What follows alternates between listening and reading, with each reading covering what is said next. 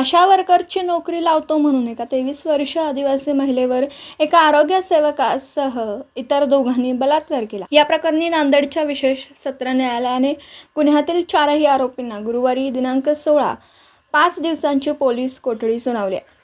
प्राथमिक आरोग्य केंद्रातील आरोग्य सेवक विठ्ठल मुंडे यांनी नोकरी देण्याच्या आमिषाने दिनांक 13 रोजी एका आदिवासी महिला खरबीच्या जंगलात नेऊन तिच्यावर बलात्कार केला होता।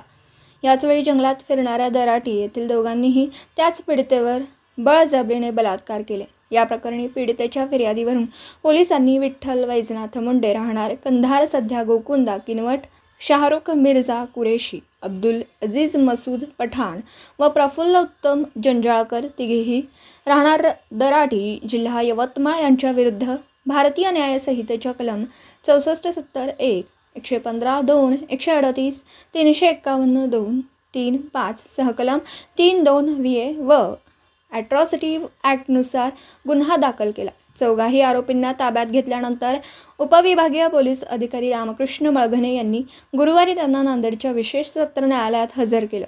पोलिसांचा युक्तिवाद ऐकून न्यायालयाने 4ही आरोपींना सोमवार दिनांक 20 पर्यंत पोलीस कोठडी सुनावली। शनिवारी आक्रोश मोर्चा दरम्यान बलात्कार घटनेच्या निषेधार्थ व आरोपींना कठोर शासन होण्याच्या मागणीसाठी शनिवार दिनांक 18 आदिवासी समाज संघटनेच्या वतीने किनवटच्या गोंडराजे मैदानापासून उपविभागीय दंडाधिकारी कार्यालयापर्यंत आक्रोश मोर्चा काढून निवेदन देण्यात येणार आहे।